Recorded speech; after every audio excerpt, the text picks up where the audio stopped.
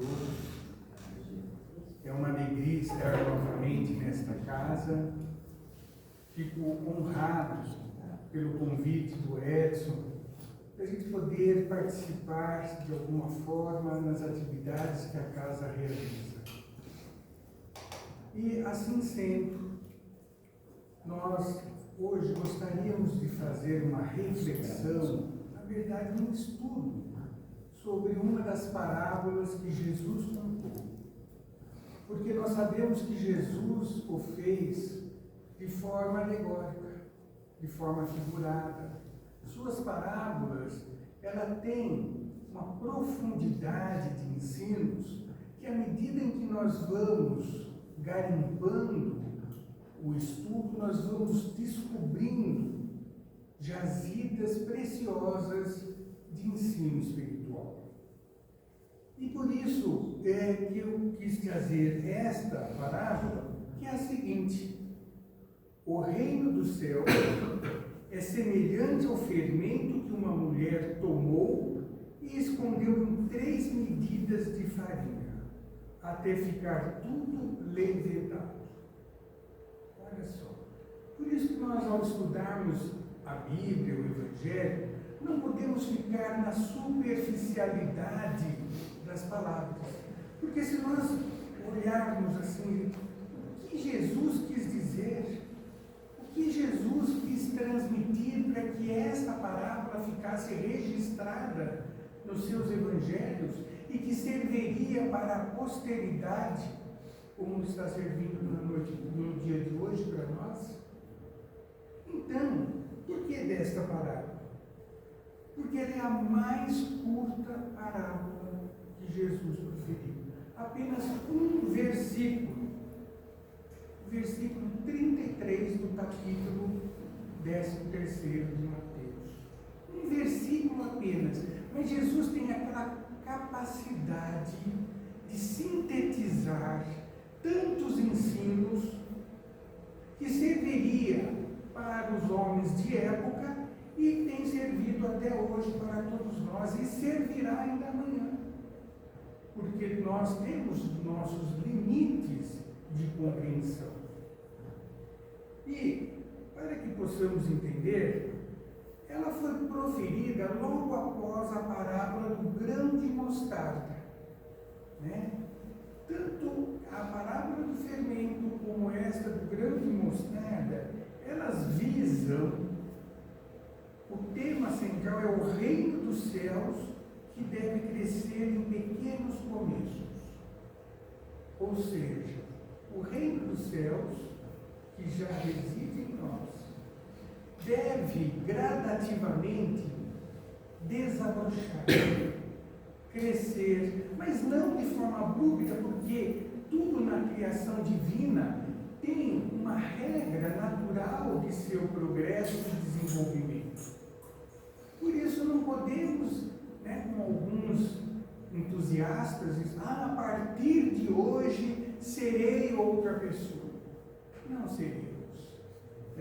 Gostaríamos de ser, sim, espíritos melhores, mas precisamos lutar, estudar para isso e vivenciar as oportunidades que Deus nos confere a cada instante em nossa vida.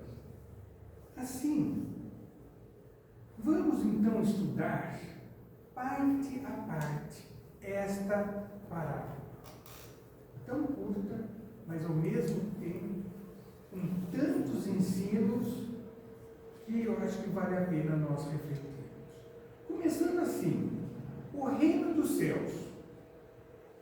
O reino dos céus, alguns chamam de paraíso, então uns acham que está localizado em algum lugar geograficamente no céu, cercado, murado, por muros intransponíveis, por portas que só através de muito esforço poderemos adentrar. E isso nós vamos perceber que é uma infantilidade da nossa parte. Porque queremos buscar o reino dos céus em algum lugar exterior. Quando na realidade, o reino dos céus já existe em nós. Já existe. E é a consciência. A consciência é muito interessante. Todos nós a possuímos. Ela é justamente balizada, a sua estrutura está dentro das leis naturais. Então, olha que interessante, Deus nos cria simples e ingênuo e nos dá o livre-arbítrio. Aí, poderíamos pensar, nossa, nós nascemos e fomos jogados no mundo para fazer escolhas como num sorteio? Não. Nós temos a consciência que vai nortear, vai sugerir o caminho a seguir. Mas temos a liberdade de ouvi-la e realizar a sua proposta ou recusar. Aí está o livre-arbítrio. E teremos as consequências das opções feitas. Mas Deus, ao nos criar, deixou em cada um de nós a consciência, a sua centelha divina, para que não ficássemos perdidos, sem orientação. Então ela já existe em nós. O que precisamos? Fazer com que ela cresça, expanda, fazer com que ela supere os limites da nossa ignorância perante as leis. Então, baseado nesta ideia de expansão, que Jesus conta essa história. E Jesus a faz porque sempre utilizava o cotidiano da época. Naquele tempo não existia padaria, confeitaria, longe disso. Mas todos os lares fazia-se pão.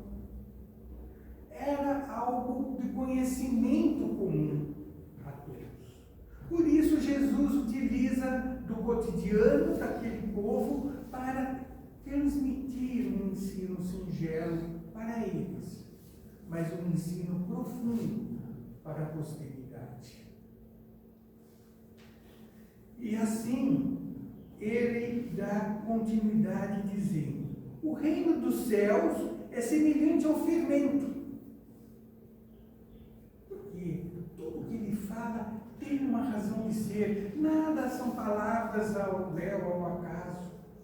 Então, o reino dos céus, ou seja, aquela consciência que existe em nós, é como um fermento.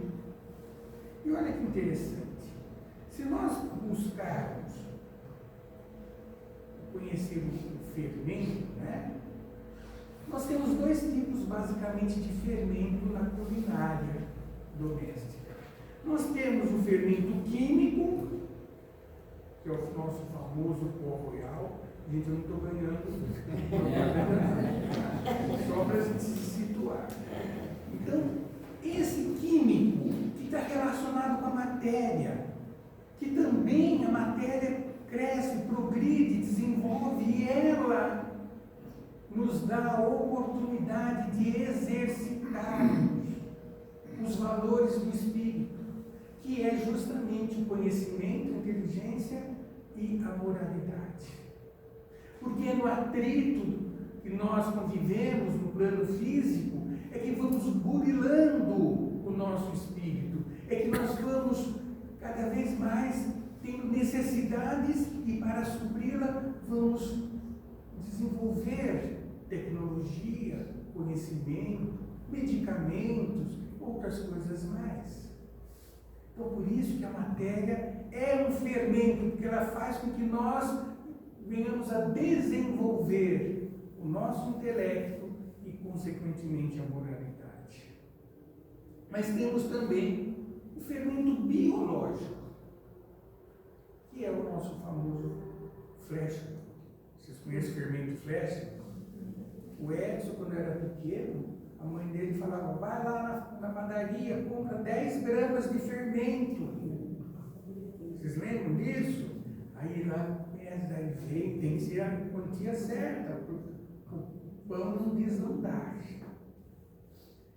O fermento biológico corresponde à vida, que é uma analogia com a vida que é o espírito que nós temos. Nós somos espíritos e vivemos, nós somos imortais. E uma vez criado por Deus, nós teremos a eternidade. E precisamos expandir, crescer, nos desbastar da ignorância e assim atingirmos a pura concepção espiritual. Espírito puro é puro espírito, não tem nada de matéria.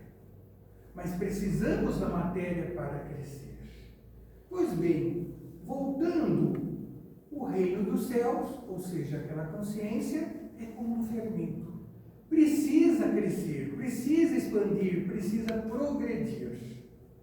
Eu faço aqui um adendo, porque eu acho interessante a gente situar na Bíblia, que o fermento, na Bíblia, ele é visto com uma certa desconfiança, com reserva, por dois momentos. Um é o pão ázimo, ou seja, pão sem fermento.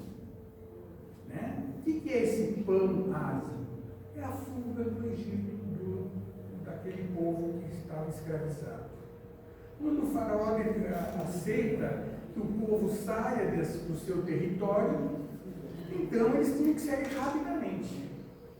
E eles tinham que se alimentar durante a sua trajetória. Aí eles tiveram que fazer pães, que era o alimento mais fácil, rápido de se fazer e que tem uma durabilidade maior. Mas eles não podiam pôr o fermento, porque senão eles tinham que esperar o fermento agir e ia demandar um tempo que eles não tinham. Por isso fizeram pães sem fermento. E o pão dos fariseus, quando Jesus diz: vede e acautelai-vos do fermento dos fariseus e saduceus. Jesus falando nesse momento sobre as intenções que os fariseus e saduceus tinham em deturpar, tentar desviar o foco das escrituras sagradas para proveito particular. Então, Jesus adverte que deveríamos ter vigilância em tudo aquilo relacionado com a religiosidade, como nos dias atuais. Precisamos ter vigilância, porque existem muitas religiões que estão surgindo que oferecem uma salvação muito fácil, que nos oferece uma condição de paz muito rápida. Então Jesus fala: acautelai-vos, vigiai. Pois bem, feito esse adendo, continuemos. No livro O Consolador de Emmanuel, ele diz o seguinte: o fermento é uma substância que excita todas as outras substâncias. Olha que coisa interessante. E realmente, porque o fermento, qual é a finalidade dele naquela massa que está em maturação? É fazer reações químicas que criam gases. Por isso que o pão fica macio, levedado. Então, o fermento ele vai reagir com os outros ingredientes daquela receita, para que ela fique airada, arejada, leve. Então, nossa vida é um fermento espiritual com que influenciamos as existências alheias.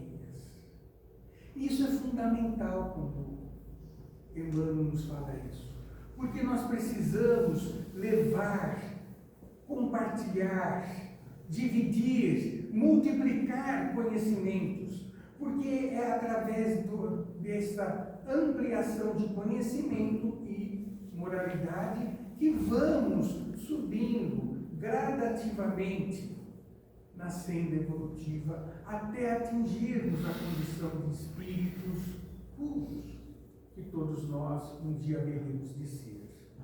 Muito bem. Então, veja mais um trecho interessante. Então, o reino dos céus é semelhante ao fermento que uma mulher. Por que Jesus tinha que citar a mulher? Como nós falávamos, tudo tem uma razão de ser.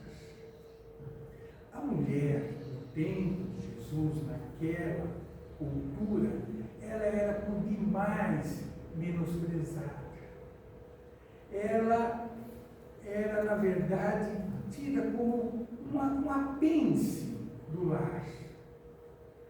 Ela estava ali para servir aos homens, né, ao marido e à sua prole.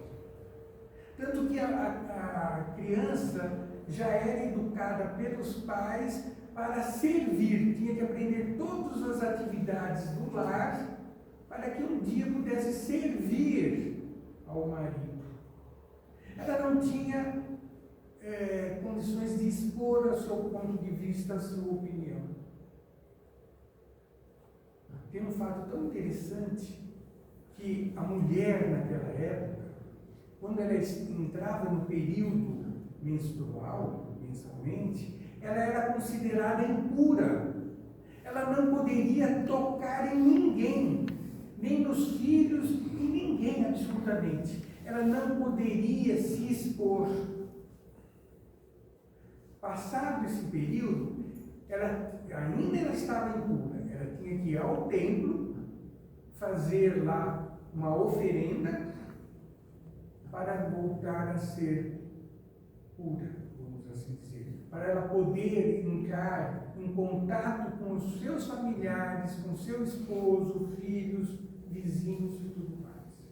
Então vejam como a mulher, né, não era valorizada. E Jesus foi o grande incentivador de mostrar que a mulher, tanto quanto o homem, são iguais.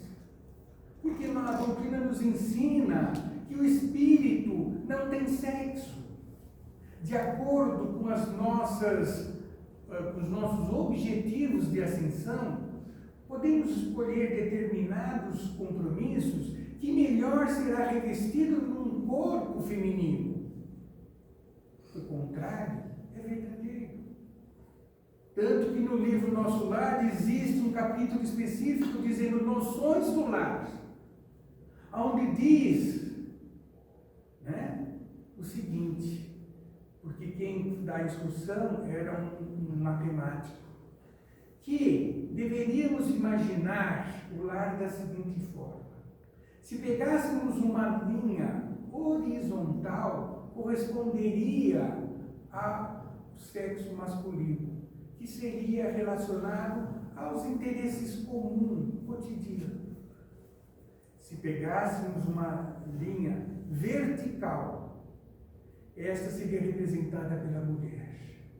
Porque a verticalidade é porque a mulher tende a sublimar, a educar, a ensinar seus filhos. Consequentemente, ela tem essa direção para o alto, para as dimensões espirituais. E o cruzamento dessas duas linhas, onde elas se encontram, é o lar. É o lar onde deve ter cada qual o seu compromisso, o homem e a mulher. E se nós pegarmos uma reta equidistante dessas outras duas linhas, que chamamos de bissetriz na matemática, seriam os filhos, que teria esta inclinação, ou seja, estavam naquele lar para caminharem para a frente e para o alto, evoluir. Então a mulher tem uma significância ímpar. E Jesus valoriza isso e traz essa mensagem na parábola. Por quê? A mulher, simbolicamente, representa a Bíblia, os livros sagrados, ou seja, aquilo que nos instrui para nos elevarmos. Como nós sabemos, Bíblia quer dizer, é o coletivo de livros. Conjunto de livros chama-se Bíblia. Nós é que damos né, esse a Bíblia Sagrada, porque são vários livros que compõem aquele livro. Pois bem, então, ele diz que a mulher, né, ela tomou, e escondeu o fermento em 3 medidas de farinha. Ou seja, a missão, né, nobre que ela tem de instruir os seus filhos, que serão as próximas gerações. E à medida que passamos, geração por geração, vamos evoluindo, crescendo, amadurecendo. E aí ele diz o seguinte: escondeu em 3 medidas de farinha. Vocês perceberam que cada palavra tem um simbolismo, um significado? Por que Jesus fala 3 medidas de farinha? Não 5, não 7, não 12, mas 3 medidas. Alguém saberia me responder?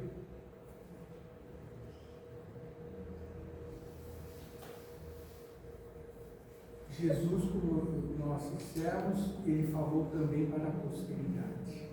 As 3 medidas de farinha correspondem às 3 revelações. As 3 revelações que a humanidade tiveram. Com Moisés, que vem nos trazer o senso de justiça. Com Jesus, que vem inaugurar o sentimento, o amor, porque o amor naquela época não era compreendido. As pessoas se relacionavam muito mais por contratos, conveniências, do que por sentimentos. E a terceira revelação, que vem nos explicitar, vem nos consolar, através das instruções, através desta capacidade que a doutrina nos faz decodificar os ensinos de Jesus e compreender a sua finalidade. Então, olha o que Jesus disse, que a nossa consciência, que o reino dos céus que existe em nós, deve crescer como o fermento faz crescer em 3 medidas de farinha. Ou seja, nos falando que cada um de nós, que estamos em estágios evolutivos desiguais, porque nós temos a liberdade de escolha para evoluir. Tem aqueles que querem avançar, outros retardam a marcha, outros surgiram mais recentemente, criados por Deus, outros já têm um espírito mais longevo. Por isso que existem diferentes níveis de cultura, de entendimento. Por isso que Jesus, ao dizer que em cada medida, ou seja, em cada revelação, temos a oportunidade de crescermos espiritualmente. Existem aqueles que necessitam da primeira revelação, o senso de justiça, de penalidade, de castigo, de temor. Mas, se seguirem aquelas instruções naquele nível que se encontram, alcançarão o reino dos céus. Já tem outros que já conseguem aliar a esse crescimento o sentimento. Então vem Jesus, com a segunda medida de farinha, nos estimular a respeitar o próximo, como queremos ser respeitados, a amar a Deus sobre todas as coisas. Então veja que foi uma outra face, uma outra forma de nos incitar ao nosso crescimento espiritual. E por sua vez existem aquelas outras pessoas que precisam raciocinar, que é um raciocínio lógico, que era algo concreto, quer sair das figuras de linguagem, das metáforas, das parábolas, das alegorias e quer um significado mais explícito. terceira medida da farinha. Mas, seja qual for a medida, todas são iguais. Não existe uma melhor do que a outra, porque aqui ele não diz na parábola que uma medida tinha mais farinha ou fermento do que a outra. O que isso nos faz entender que precisamos respeitar todos aqueles que trazem visões diferentes, pontos de vista diferentes da sua espiritualização. Em vez de julgarmos, acharmos que estão ridicularizados, ou então achar que estão ultrapassados, não. Cada um está naquilo que precisa para o seu aprendizado. Então, até aí, vejam que ganha uma outra dimensão esta parábola. Mas também, se me permitem, eu queria avançar um pouco mais. Por que Jesus utiliza sempre o trigo?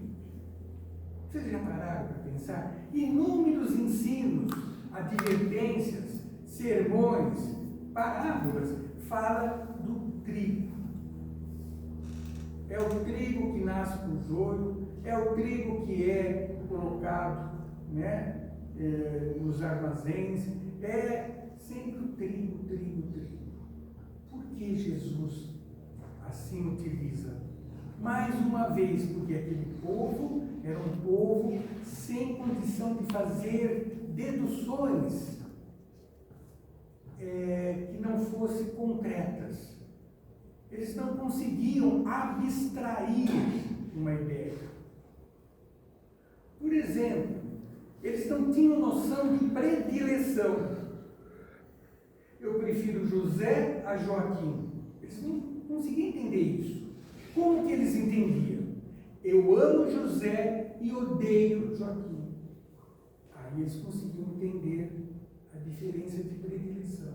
Por isso que existe um capítulo específico na doutrina que estuda o Evangelho, que fala sobre as ideias que... Será que Jesus falou isso mesmo? Falou.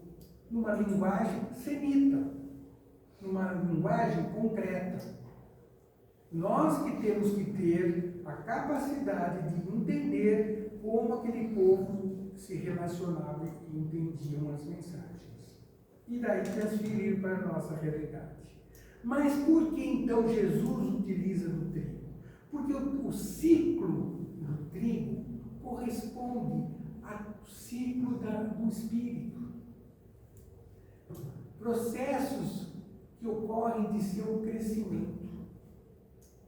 Processos que ocorrem de seu crescimento. Então, nós vamos depois explicitar isso melhor. Porque o trigo é como o grão de trigo, é como aquele espírito que está iniciando a sua ascensão evolutiva. Ele pode nascer no meio do joio para ser desviado. Ele pode ser levado em terrenos áridos, espinhosos, pedregosos ou férteis para seu desenvolvimento. Aí o trigo vai crescendo, amadurece. Aí ele é levado para ser trabalhado, triturado. Olha como isso tem um significado, porque mostra que todos nós, ao evoluirmos, teremos os nossos dissabores. Teremos aqueles que não nos compreenderão, porque se vocês pegarem as bem-aventuranças que está no Sermão da Montanha, a última bem-aventurança é justamente aquela que fala que seríamos motivo de escárnio, seríamos odiados, perseguidos, por não compreenderem o propósito de evolução. Então, daquele trigo que era uma semente, formou-se uma planta, criou-se um cacho, foi triturado, transformou-se no quê? Na nossa conhecida farinha. A farinha que Jesus utiliza para falar da parábola do fermento. Mas pergunta, acaba aí o ciclo do trigo? Não. Aí ele tem um outro estágio.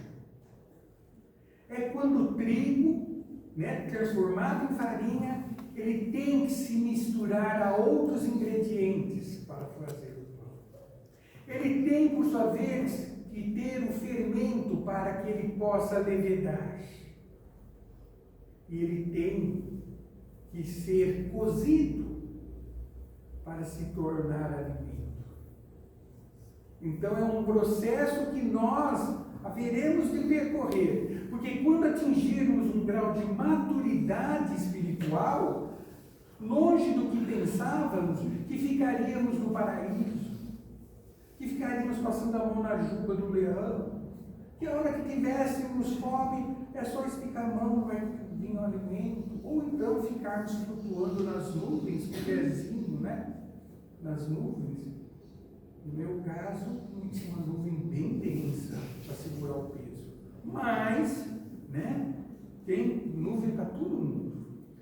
Então, ele diz, até ficar tudo levedado, tudo crescido, airado, macio, né? E o que isso quer nos dizer? Que a nossa consciência, que é o reino dos céus, deve se emancipar, crescer, levedar, ou seja, processo de evolução espiritual. Para quê? Para que depois nós vamos ficar só contemporizando, só dando graças? Não, porque aí que vem o trabalho real do espírito amadurecido. Trabalho exemplificado por Jesus. Que todos nós, ao nascermos pelo Pai, Ele não nos criou como fazem aí a produção de carro, sai um em série. Não. Ele não criou a gente simplesmente para preencher o universo. Não. Cada um de nós, quando criado pelo Pai, Ele nos criou com um propósito. Este propósito só saberemos quando atingirmos a maturidade, para nós não nos desviarmos nas paixões mundanas. Um exemplo prático: Jesus. Jesus, sabemos que é um espírito que, como nós, foi criado pelo Pai. Simples e ingênuo. Ele teve todo o processo de evolução. Quando atingiu a maturidade, a condição de espírito puro, Deus deu a ele a incumbência de criar esta morada e nos tutelar para evoluirmos. Então Deus, que é onisciente, Ele, ao criar o Espírito de Jesus, Ele o criou porque tinha como propósito Jesus lá na frente nos tutelar, como tem feito até agora. Assim, cada um de nós trazemos também um propósito que nos será revelado quando tivermos a maturidade para conhecer. Não fomos criados simplesmente ao léu. Todos nós trazemos propósito. Retardar a nossa evolução é retardar o propósito que Deus aguarda de cada um de nós. Vejam a tamanha responsabilidade que nos cabe em aproveitar as oportunidades que a vida nos oferece, seja no plano físico, seja nas dimensões espirituais. E essas oportunidades devem ser aproveitadas para o nosso engrandecimento.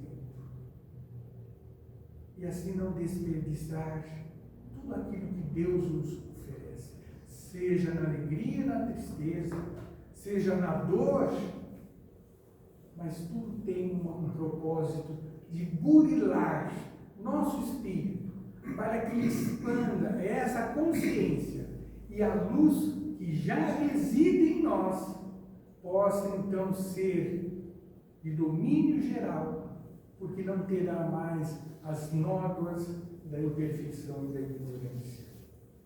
Assim, através de pequenos começos, mas precisamos começar.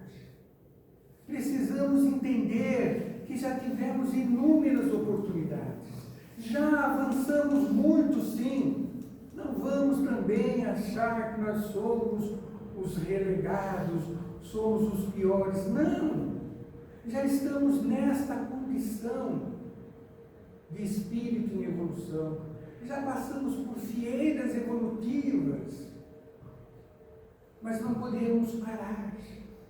Não podemos. É como um viajor que está dentro de um caminho, com um destino a cumprir. Mas de repente ele para num trecho do caminho para admirar a natureza. Outro instante ele para brigar com aquele que está a seu lado, criando contendas e andando em círculo e não progredindo. Chega de nós desperdiçarmos as oportunidades oferecidas. E por isso que a doutrina dos Espíritos vem nos esclarecer que nós temos a nossa anterioridade do berço e teremos a posteridade da sepultura. Que nós precisamos compreender que eu sou espírito, independente da dimensão em que estejamos. E com isso trazemos responsabilidades de crescimento. Que deixemos de lado os atritos com o nosso próximo. Por isso que Jesus nos incita a perdoar. Perdoar é você parar de andar em círculo e andar para frente. Entender que a matéria nos impulsiona, mas ela não pode nos reter. E quantos de nós nos perdemos pela ganância, pela vaidade, pela ambição, achando que a matéria vai saciar nossos prazeres? Quando os prazeres a serem saciados são prazeres do espírito, que é o tesouro espiritual que o ladrão não rouba, que a ferrugem não corrói. Então, dessa forma, nós precisamos começar. Dispomos de 3 revelações para esse começo, né? Cada um enquadrado dentro da sua realidade, do seu contexto. Todas são importantes, todas são úteis, todas são estimuladoras da nossa evolução. A transformação de grão a farinha, muitos já o fizeram. E acreditamos que estamos nesse momento, nessa transição planetária que tanto agita a mente das pessoas e a ansiedade para sabermos se vamos permanecer ou não. Deveríamos, antes disso, nos preocuparmos, deixarmos de ser uma farinha para ser alimento para os próximos. De levar a luz aonde existe a escuridão. De levar o lenitivo aonde existe a dor. De levar a mensagem de vida aonde existe ignorância. Assim fazendo, nós seremos aquele pão levedado que nos transformaremos em pão da vida para o próximo. Esta é a razão pela qual fomos criados. Esta é a razão porque devemos evoluir. Esta é a razão e a gratidão por Deus nos criar. E com isso nós agora podemos entender o que Jesus falou e João, o evangelista, registrou no capítulo 6 do seu evangelho, versículo 35. Declarou-lhes, pois, Jesus: eu sou o pão da vida. A quem vem a mim jamais terá fome, e o que crê em mim jamais terá sede. Então, quando Jesus assim disse, ele não estava falando apenas dele, ele estava exemplificando que todos nós seremos este pão. Alimentaremos irmãos que estão no processo de evolutivo. estão em processo de aceitação. Vejam, queridos irmãos, uma parábola de apenas um versículo. Quantas coisas aprendemos hoje? Quantas outras haveremos de aprender quando crescermos um pouquinho mais espiritualmente? Assim, espero que todos nós possamos alimentar um ao outro e todos crescerem em espírito de verdade. Agradeço a oportunidade da reflexão desta tarde. Muito obrigado.